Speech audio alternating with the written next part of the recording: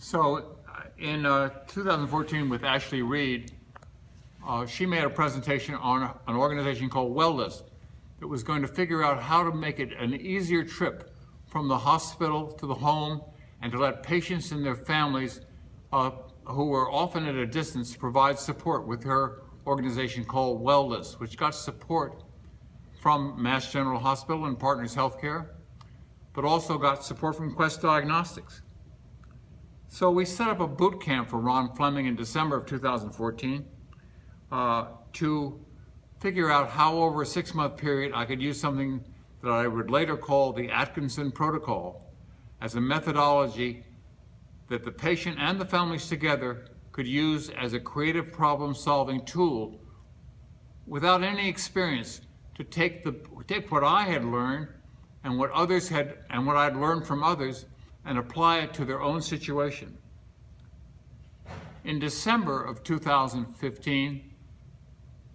Banu Atkinson, my daughter-in-law,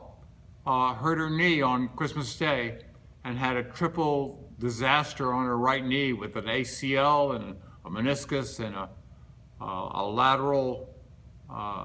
cartilage problem. And it meant that she was sent home for 6 weeks rather, to sort of do conservative management. And during that time she had a clot in her right leg,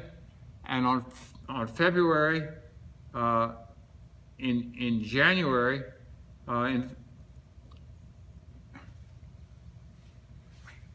in January, she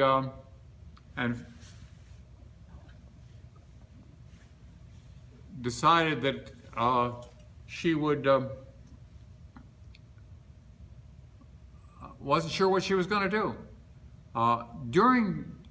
January, I planned with the Harvard Advocate to use the same methodology. I've been a long-term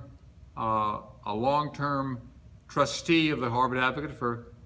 since 1968 and a member of the Harvard Advocate since 1955. And we use the same planning, goal setting, strategy, structure, organizing, and implementation to work on the next long-term plan for the Harvard Advocate with the undergraduates, and had scheduled a party for 24 members to come, and for me to come out from my life as a patient and become a civilian. But then in February, Banu had a brain aneurysm and a hemorrhagic stroke and was in a coma and hospitalized at Mass General Hospital. So in March, very much like a situation that I had been in, the family said, "Charlie, what is it that you did for yourself that allowed you to escape from a near never recovery?"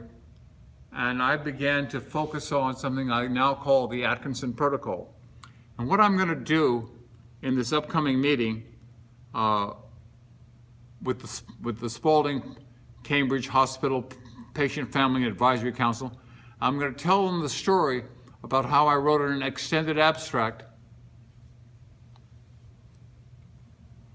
and how that abstract turned into a methodology and how I set up the whole Brain Foundation. But that's what I'm going to tell them in this upcoming meeting. And then I wanted to give a preview of it because I'll be more brief in that meeting. So that's where we are, but the future is quite exciting, and the idea that the whole Brain Foundation is going to get launched in time for my 80th birthday on December 12th, 2015, and that will be the time that I'm hoping to get my business cards, my website, my nonprofit status, my application for tax exemption, and to move the project along so that I can share what I've learned with the world. And it's going to be a whole new reason for the last 20 years of my life to lead the charge and to join with people everywhere who have similar ideas about the new world of abundance that we live in, that Peter Diamandis talks about, and the necessity to take bold action, not just on all the technology for humanity, but on the role of the social sciences and the role of creativity for individuals. There are things that people can do, not just waiting around for technology to come to the rescue, but for people that need to learn to use their own brains, their minds, and lead to behavior that solves problems. And the lights go on and off here, but I've learned if I wave my arm, the lights will go back on again. And here's to waving your hands, moving, this will be continued within the meeting. Thank you.